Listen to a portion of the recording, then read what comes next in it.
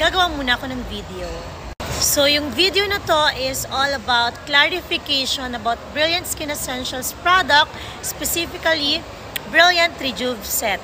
So yung mga ganitong issues, hindi na po yan bago sa amin, and recently lang may sinagot po akong issue about sa pagban ng Canada sa hydroquinone and tretinoin. So merong tanong na, Miss Glenda, bakit po sa Pilipinas inaalaw ang ganitong produkto?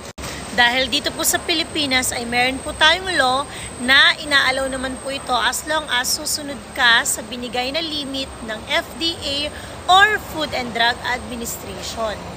So meron na naman pong kumakalat dito sa TikTok at eto yan. Ayan, clearly ito po ay hindi sa Pilipinas.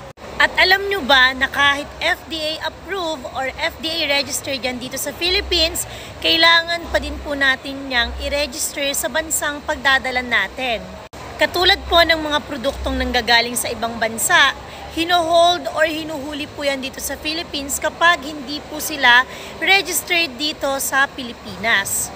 Kaya naglabas po kami ng advisory sa aming mga franchises and distributors na nagdadala ng mga produkto ng Brilliant Skin sa ibang bansa na hindi po namin pananagutan once na-hold ang aming product dahil inaayos pa po namin yung mga kaukulang registration. Isa po ito sa product namin na merong hydroquinone and tretinoin at isa na po dyan ang Brilliant Rejuve Topical Solution Toner at Brilliant Rejuve Topical Cream. At ito naman po ang aming CPR or Certificate of Product Registration. Ayan po yan. At ito naman po yung sa ating topical toner. So, kumpleto po tayo sa ating mga papers, especially sa compliance namin sa FDA. Again, uulitin ko lang po, iba't ibang bansa, iba't iba ng rules, iba't iba ng regulations. At dahil nga po kilalang-kilala na ang Brilliant Skin, huhulihin po talaga yan kapag nakita nila na hindi yan register doon sa bansang pagdadalan nyo. At pwede po kayong pumunta sa FDA kung kayo ay may mga katanungan or concerns.